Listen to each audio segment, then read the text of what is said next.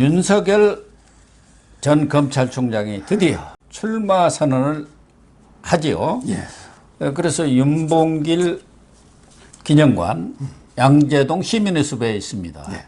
거기를 어제 한 바퀴 쑥 둘러본 사진이 그냥 이렇게 가볍게 어디 산책 가는 그런 모습으로 나왔어요. 네. 제가 근데 역사책을 하나 썼거든요. 예. 다음 주에 출간되면 제가 여도 홍보 좀 해야 될 것 같은데. 거기 100명의 인물로 보는 한국 역사인데요. 100명의 인물로 보는 거기에 윤봉길 의사가 있어요. 윤봉길 의사에게 제 글을 쓰면서 양재역에 윤봉길 기념관 있잖아요. 이게 옛날에는 우여곡절이 많아가지고 불이 꺼져 있었어요. 이게 분쟁이 생겨가지고 제대로 이게 그 기념관의 역할을 못 하고 있었어요. 이걸 제가 이렇게 강력하게 비판을 했었거든요, 신문에서. 지금은 이제 그 기념관이 어느 정도 정상화된 것 같아요. 여기서 이제 그 출마 선언 하는데 저는 이제 여러 가지 의미가 있는 게요. 일단은 그 충청 대망론, 윤봉길 의사하면 이게 그 예산이잖아요. 그렇죠. 충청 대망론. 예.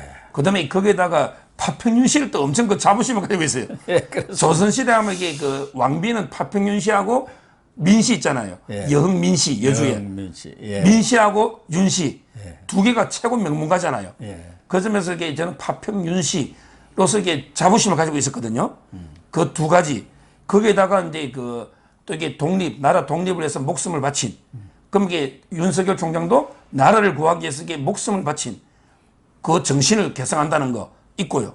그 다음에 작은 사소한 문제인지 모르지만 덤으로 확실하게 우군 국회의원 하나 얻었잖아. 윤주경. 예. 윤주경은 이게 윤봉길 의사의 정손녀죠. 예. 그럼 이게 윤주경 의원은 윤석열이 밀지 않을까요? 자기 그 할아버지 기념관에서 출마 선언하고 이러니까 이런 데 새도 좀 덤으로 없고 여러 가지게 저는 다목적으로 그 장소를 선택했다. 그 다음에 시간도 저는 중요한 게 그 장모 선고가 7월 2일이잖아요. 네. 근데 장모 선고는 내한테 변수 아니다. 장모가 이게 무죄가 되면 당연히 무죄되면 좋은 거고 유죄가 돼도 이게 나는 전혀 관여 안 받아 없고 그거는 이게 나의 나와 무관한 이런 게 문제다. 그러니까 정면 돌파하겠다. 이런 의도. 그러니까 보통은 이게 장모 선고 다음에 하지 않겠나 했는데 그거는 이게 무시하고요. 예. 그 다음에 6월 29일은 6.29 선언도 있었고 우리 87년 헌법 체제가 태동한 날이죠. 여러 가지 다목적으로 저는 선택했다 이래 봅니다. 그래서 윤석열 전 총장은 보수에다 정치적 뿌리를 확고히 박되 예. 거기서 중도 나아가서는 탈문 진보 합리적 진보 세력까지도 포괄하겠다 그런 거 아니겠습니까? 예. 그중에는 우리가 너무 잘 알려진 금태섭 전 의원이라든가 학자 그룹들도 있지 않습니까? 진중권 전 교수를 비롯해서 서민 교수 그런 분들은 말할 것도 없고 아마 출마 선언을 하면은 7월 중에는 바로 가지 않겠나 그렇게 보이는데 5.18 묘역도 참배하고 거기에 또 사용수 전 국회의원 하신 분이 있습니다. 5.18 사용수로 그런 분들도 만나고 또 전주에서 횟집을 하고 있는 삼민투 위원장 함은경 씨도 만나고 그러면서 보수 쪽을 넘어서 진보 쪽까지요. 호남의 세력까지도 포괄하는 그러한 행보를 하려는 것 같아요. 저는 방향은 잘 잡은 거 아닌가. 근데 그 부분에 제가 제일 방송에서요 우려를 좀 제가 이게 비판하려고 하는 게 아니고 우려를 하는 게요. 과연 이게 보수 쪽에 확실하게 뿌리를 내렸느냐. 이게 저는 좀 걱정이 되는 거예요. 이분은 이제 그 큰 정치를 해가서 압도적인 정권 교체를 하겠다. 예. 압도적인 정권 교체니까 중도하고 진보 가는 거는 좋아요. 근데 우리가 87년 이후에 유일하게 과반 넘은 게 박근혜 대통령이 과반 넘었죠. 박근혜 대통령은 이제 51.6%로 과반 넘었잖아요. 근데 박근혜 대통령이 중도나 진보로 가면 보수층에서 아무도 의심 안 해요. 아니, 박근혜가 보수지 중도 진보로 간다 해서 박근혜가 의심하는 사람도 없고 저기 그때 보수층은 박근혜 외에 대안이 없었어요. 보수는 무조건 박근혜 찍고 그래서 경제민주화 김종인도 영입하고 막 했잖아요. 이상돈. 네. 근데 저는 윤 총장이 그럼 이게 보수층에 확실하게 뿌리 내렸습니까? 이걸 이게 제가 질문을 던진 거예요. 지금 이게 보수층에서 최재형으로 간다는 보장은 없습니까? 보수층에 홍준표도 한 5%, 1%는 있지 않아요. 따라서 과연 이게 저는 너무 보수층은 다 잡아놓은 걸로 생각하고 자꾸 이게 중도 진보 행보를 하다 보면 보수층에서 일부 이게 이탈이 올 수도 있기 때문에 이건 상당히 제가 걱정해서 전략을 좀 균형 있게 보수도에게 좀 더 신경을 써야 된다. 그래서 제가 이게 그 박근혜, 이명박 이런 이재용 이런 이게 메시지도 좀 고민하고 좀 이게 보수 다 넘어가야 되는데 너무 이게 호남, 진보 이렇게 가다가 혹시 이게 보수가 체제형적으로 좀 많이 돌았으면 싸움이 이런 게 우려를 제가 여러 번 표명한 적이 있고요. 저는 그 점도 캠프에서 심사숙고를 좀 해봐야 된다 봐요. 보수를 잡았는지. 아마 그런 점은 충분히 캠프에서도 생각을 하고 윤석열 총장도 뭐 숙고를 하지 않겠습니까? 그동안 보수청이 희망을 가진 게 뭡니까? 윤석열 전 총장 때문에 그런 거예요. 그 이전에 윤석열 전 총장이라는 사람이 이렇게 우뚝 서기 전에는 보수에 무슨 희망이 있었습니까? 완전 질이 멸련이고 그러니까 이해찬과처럼 20년 집권론이다 50년 집권론이다 하면서 오만한 행태를 벌이고 국회를 완전히 싹쓸이 해가지고 이렇게 오다가 4.7 재보선이라는 폭탄을 맞은 것 아닙니까? 그러니까 보수층에서는 물론 윤석열 전 총장이 좀 중도라든가 진보 쪽으로 자기의 그런 정치적 영역을 확대하면서 일부 보수층에서 돌아설 분도 있지만 어느 쪽이 더 바람직하고 더 압도적 승리를 하는데 도움이 될 거냐 그런 거야 정무적 판단을 하는 수밖에 없는 것이지 그걸 딱 어떻게 수학으로 계산해낼 수도 없는 것 아니겠습니까? 그렇죠. 다만 이제 아까 제가 일부에서 그 말 한 것 같은데 보수청에서도 그 김재원 의원 제가 일부에서 했잖아요. 이거는 이제 박근혜 대통령 핵심 측근인데 자기는 이게 윤석열이 악마라 하더라도 정권 교체 문재인 심판을 위해서는 무조건 손잡아야 된다. 이랬는데 갑자기 체제형 놓으니까 좀 이게 돌아서고 저게 MB 측에도 한 명을 또 고위직 진행분 두 분 만났더니 주말에 MB도 이게 윤석열밖에 안 되면 정권 교체가 무조건 윤석열 찍는다. 내가 윤석열에 의해서 구속됐지만 문재인 정권 심판에서는 윤석열 찍는다. 이랬거든요. 근데 갑자기 체제형 가지고도 문재인 정권 심판할 수 있다면 또 이게 생각을 달리 해볼 수도 있기 때문에 제가 이제 그 우려를 뭐 전달하는 거지 저도 이게 뭐 보수청이 다양한 생각이 있기 때문에 무조건 이게 돌아선다는 건 아니고 보수청 중에 진심으로 윤석열을 100% 지지하는 사람도 있고 또 이게 어떤 분은 수사도 과하고 했는데 그래도 이게 대안이 없으니까 윤석열밖에 안 되니 지지한 분도 있거든요. 다양한 청이 있기 때문에 그런 분들에게 어떻게 껴안을지 좀 고민하시라 이렇게 조언을 드립니다. 예, 옳은 지적이고요. 근데 김재원 의원은 얘기를 좀 전 의원이도 안 했으면 좋겠어요. 나는 그분하고 최고위원. 일면식도 없지만 아마 박근혜 정부 시절에 가장 친박 인사, 진박 인사로 청와대 정무수석까지 했는데 박근혜 전 대통령이 재판받고 뭐 이렇게 집에서 나오고 어쩌고 할 때 단 한 번도 내가 김재원 얼굴을 본 적이 없어요. 그분이 무슨 면회를 갔는지 안 갔는지 뭐 가도 안 만나주겠지만 그래도 그런 노력까지는 한번 기울였는지 박근혜 전 대통령이 그렇게 탄핵을 받고 어려움을 겪을 때 무슨 단 한마디라도 했는지 내가 그걸 들어본 적이 없는 사람이고 그 사람은 여기 왔다 저기 왔다 하는 것 아닌가 하는 느낌을 갖기 때문에 그런 분들의 얘기를 가지고 어디 가서 얘기를 하면은 서 변호사가 오히려 신뢰성을 잃을 수가 있습니다. 어쨌든 윤석열 전 총장이 출마 선언을 하는데 어떤 내용을 가지고 할까? 또 본인이 직접 집필을 하고 있다는 거 아닙니까? 이미 다 끝냈고 아마 뭐 본인이 작성을 했지만 주변에 또 뭐 많은 참모들을 학식을 가진 뭐 교수 집단들도 있으니까 거기서 독해를 충분히 했을 거예요. 어떤 내용이 좀 들어갈 것 같습니까? 아마 이제 그 윤석열 총장이 그 윤봉길 의사를 존경하는데 그 중에 그 윤봉길 의사 의록 중에요. 가장 존경하는 이제 그 좋아하는 이제 의록이 뭐냐? 사람은 왜 사느냐? 사람은 이제 그 이상을 이루기 위해서 산다.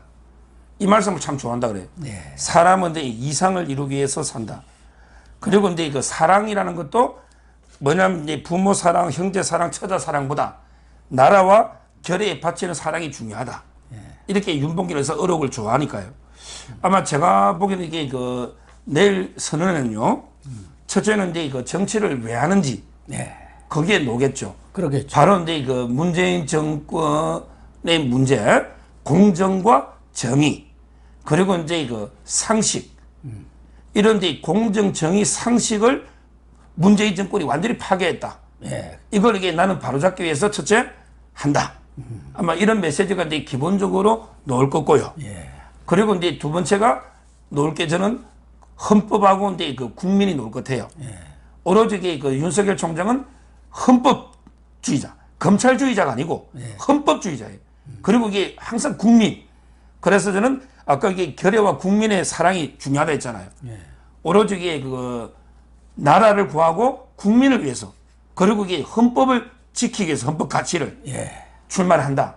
아마 이런 이제 그 출마 배경에 대해서 쭉 설명하고요. 그리고 이제 그 뭐 몇 가지 이제 그 좀 공약들 있잖아요. 뭐 예를 들어 정치적으로는 이제 그 자유민주를 확립한다든지 또는 시장 경제 또는 이게 그 한미 동맹을 비롯한 대북 문제 있잖아요. 이런 게 또는 요즘 이게 양극화나 청년 문제 이런 게 공약이 좀 나올 것 같아요. 근데 제일 궁금한 게 노선 있잖아요. 그럼 이게 내가 국민의힘 가나 안 가나? 가면 언제 가나? 이게 과연 내일 나올까? 이 부분은 아직 좀 더 고민이 되기 때문에 이 노선 있잖아요. 이거는 이게 내일 안 나올 가능성이 좀 더 많지 않을까? 이렇게 예상이 돼요.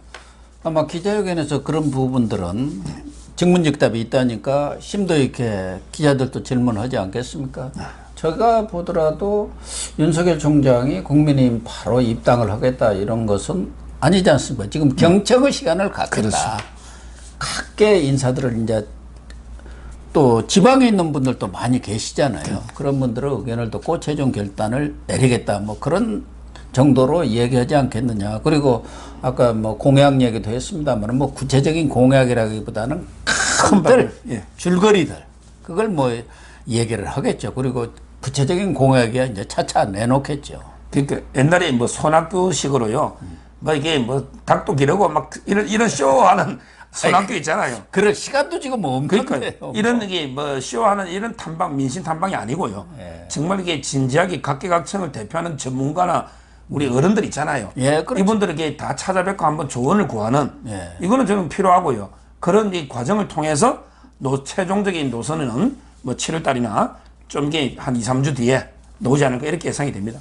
경우에 따라서는 뭐 어디 특강을 한다든가 토크쇼 같은 것을 통해서 자기의 의사들을 직접적으로 이렇게 전달하는 그런 뭐 퍼포먼스랄까 정치적인 이벤트도 많이 갖지 않겠나 그런 생각이 듭니다. 지금까지 조금 비판의 대상이 됐다는 게 전원 정치 아닙니까?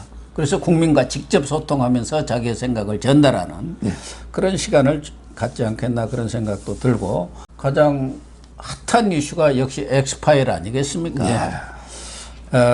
지금 엑스파일 문제는 다소 진정이 되어 가는 것 같아요.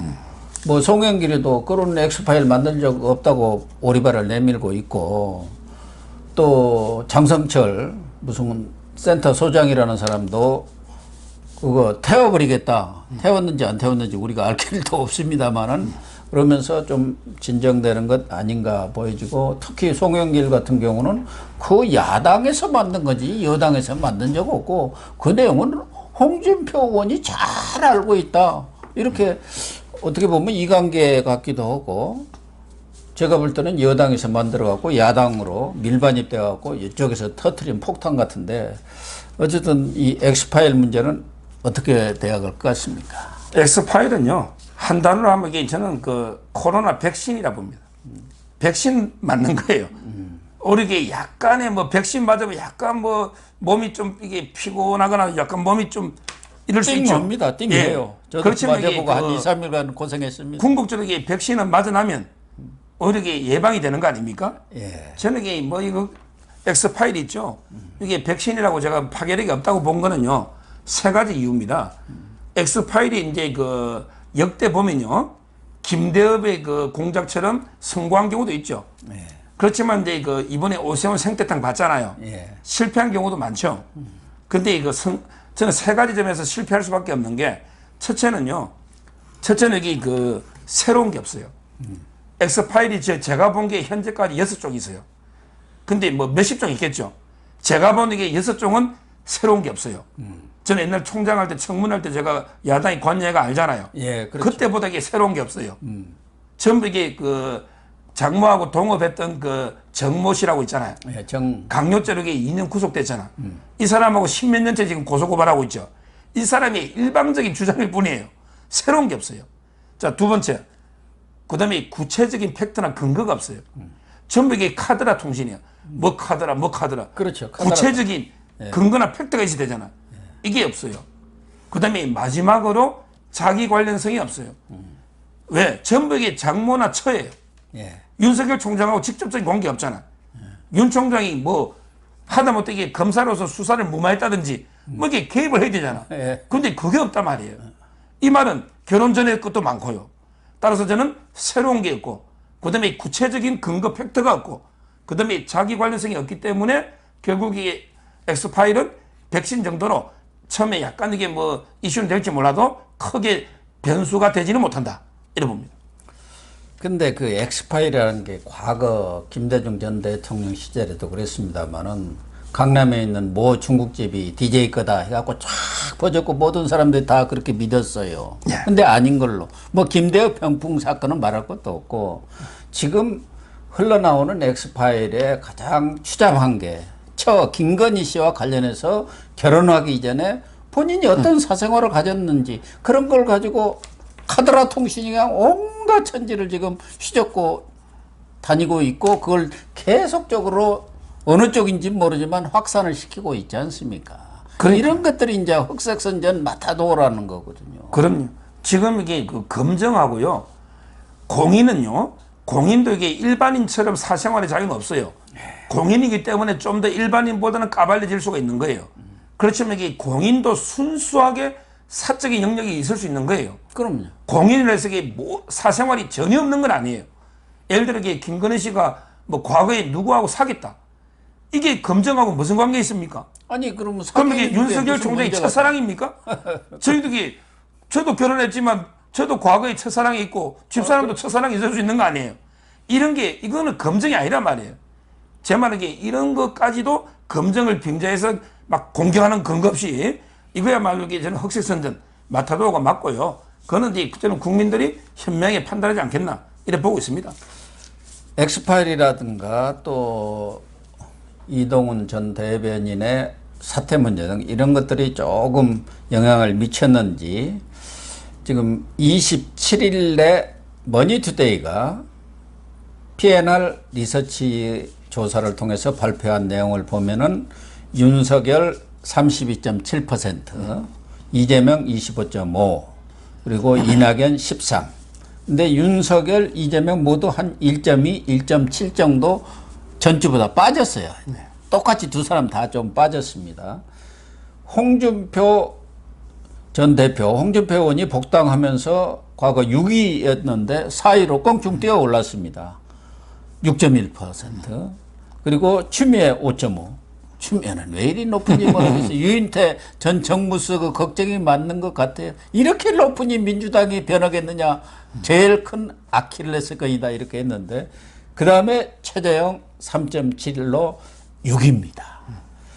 이렇게 나와 있고 그 밑에 이제 뭐 유승민 3.1, 정세균 2.6. 정세균 전 총리는 왜 이렇게 낮은지 모르겠어요.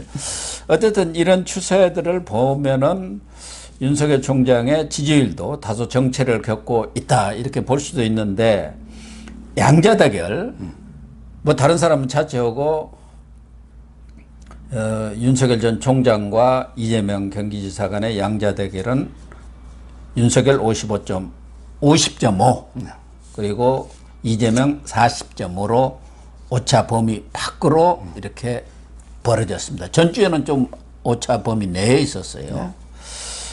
그래서 이제 윤석열 전 총장이 출마 선언을 하고 본격적인 이제 대선 행보를 공개적으로 나설 경우는 지지율이 40% 선으로 이렇게 돌파할 수도 있지 않겠냐 하는 그런 전망도 있고 일부에서는 좀 더 정체 현상이랄까 뭐 좀 더 빠지는 것 아니냐 이런 얘기들도 있는데 어느 쪽으로 보세요? 제가 보기에 저는 오히려 후자.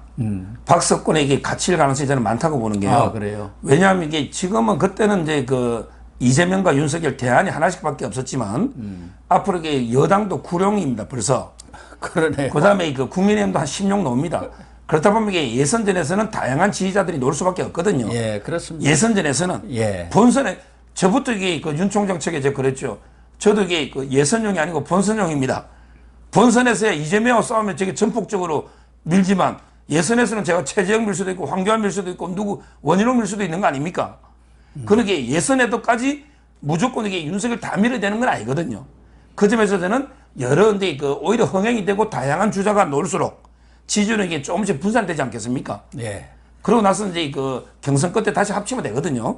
따라서 뭐 당분간은 저는 정체나 박스권에 있을 수 있다. 그렇지만 이게 본선에서는 뭐 50% 이상 간다. 저는 이렇게 보는 거죠.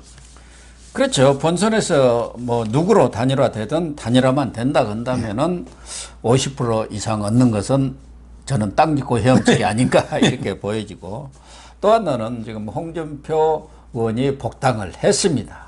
그런데 복당을 하면서 그 이전에도 그랬습니다만은 그 포화를 여당이라든가 민주당 쪽에 쏘는 게 아니라 내부에다 쏘고 있고, 그것도 뭐 다른 사람도 아닌 윤석열 전 총장한테다 집중 포화를 터뜨리고 있어요. 그래서 본인은 입당을 하면서 기자회견인가 바다들이 돌아왔다 이렇게 했는데, 오늘 제가 그에 관련해서 좀 원희룡 제주지사가 홍 의원을 좀 질책한다 할까 직격탄을 날리는 그런 언급을 해서 그 얘기를 다뤘습니다만은, 거기 어떤 시청자 중에는 마다들이 아니라 페루라가 돼서 돌아온 것 아니냐, 탕화가 돌아온 것 아니냐, 뭐 이런 얘기로 달아서 내가 웃고 말았습니다만 어떻습니까? 거기다가 홍 의원은 29일 윤석열 출마 선언한다는데, 그때 또 정책 보고서 뭐 수천 명의 뭐 직접 면담을 해서 뭘 바라는지 국민들의 그런 정책 보고서를 또 발표하면서 맞불을 놓는다고요. 왜 이렇습니까? 근데 그 제가 보는 보수의 주류는요. 보수는 이제 이승만 대통령, 그다음에 박정희로 이어지는 거예요. 그래서 저는 이제 박근혜 대통령이 뭐 돌아오면 맞달이 돌아왔다면 제가 이해합니다. 박근혜 대통령은 맞달 장녀는 맞아요. 근데 홍준표 대표는 옛날에 YS 때 그 검사하다가 영입된 거죠. 본인이 이게 보수의 적자 마다들이다. 이거는 저는 동의하기는 쉽지 않고요. 그리고 이제 그 두 번째, 항상 이게 그 한 놈만 패야죠. 팰 때는 이게 문재인 한 명만 때려 패야죠. 지금 이게 윤석열 공격할 때가 아니에요. 그건 이게 순망치한입니다. 그렇죠. 윤석열 죽으면 이게 보수가 다 죽어요. 순서대로. 이게 순망치한, 입술이 상하면 이게 이빨이 시리다니까요. 이게 순망치한 아닙니까? 근데 윤석열 보고 뭐라 했어요? 평생 사찰만 한 사람이 본인이 사찰받았다고. 근데 언제 윤석열이가 평생 불법 사찰을 했어요? 이게 명예훼손 발언입니다. 고소하면. 윤석열 총장이 검사로서 수사는 했지만 불법으로 몰래 사찰하고 이런 건 아니잖아요. 따라서 이게 저는 그 공격이 잘못됐고요. 지금 이게 좀 이게 저는 뭐 복당을 제가 찬성했잖아요. 홍준표 복당까지는 경선 흥행이 필요하거든요. 그러면 이게 저는 뭐 홍카콜라를 하지만 좀 이게 그 문재인 쪽으로 이게 그 시원한 콜라처럼 이게 공격하고, 그것도 이게 팩트에서 해야지. 자, 우군에다가 수류탄을 던지면 안 돼요. 제가 손자병법을 참 좋아하는데 몇 번이나 봤지만 가장 이게 전쟁에서 못 이기는 게 자중질환, 그렇습니다. 적점분열입니다. 적 앞에서 이게 분열하면 필패입니다. 지금 이게 홍준표 대표는 지금 이게 윤석열이 그렇게 근거도 없이 함부로 이게 비판하고 깔 때가 아니고, 지금 이게 그 힘을 합쳐서 문재인 정권과 싸울 때다. 이 말씀드립니다. 그러니까 아무리 뛰어난 선수도 잘 조직화된 그 팀을 이길 수 없다, 이런 말이 있지 않습니까? 어떻게 보면은 지금 내년 대선전은 정말 보수와 진보랄까 큰 한판 승부를 겨루는 것이고, 이게 팀이 되어서, 그러니까 뭐 여러 사람이 경선을 하지만 경선이 끝난 뒤라도 다 힘을 모아가지고 대전에 나가도 쉽지 않은 싸움입니다.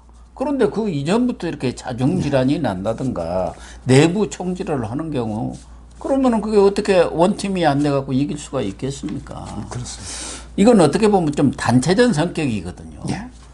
그런 점에 대해서 홍준표 의원, 저는 뭐 상당히 정치적 감각도 뛰어나고 경험도 있고 경륜도 있고 그런 분인데, 밖에 한 1년 3개월, 한 15개월 밖에 있다 보니까 옛날에 전학교 전 의원이 거기 강진에 좀 있다 와갖고는 전혀 엉뚱한 소리를 하다가 폭망을 했는데, 그 1년 3개월에 그렇게 긴 기간이었나요? 지금 더군다나 이준석 체제가 들어선 그 시대적 어떤 흐름이랄까? 그런 변화, 이거에 맞춰서 홍 의원도 황골탈퇴된 본인 스스로 황골탈퇴된 모습을 보여야 하는데 그 점에 대해서는 좀 저는 개인적으로 아주 안타깝게 생각합니다. 그러니까 결국 아까 제가 이제 윤석열 총장 이야기하면서 보수에 좀 더 뿌리를 내려야 된다. 너무 이게 중도나 진보만 가면 안 된다고 제가 조언도 드렸지만 오히려 그 홍준표 의원에게 저는 반대로 조언하고 싶어요. 홍준표 대표는 이제 보수층에서는 어느 정도 뿌리를 옛날에 좀 내렸잖아요. 놓고 이제야말로 이게 좀 중도라든지 진보까지 확장하려는 이런 이게 노력을 해야 되는데 너무 이게 그 보수 강성 보수 일부 있잖아요.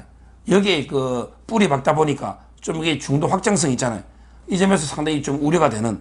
그래서 이제 그 만나는 분들도 뭐 대개 후보가 되기도 어렵지만 과연 이게 홍준표 대표로 정권 교체 가능하겠냐 50%까지 이런 이게 우려가 많거든요. 그 점을 이게 좀 제가 조언을 드리는 거예요. 그렇습니다. 홍준표 의원도 국민들의 기대와 우려를 좀 잘 파악해 주시기를 부탁드립니다.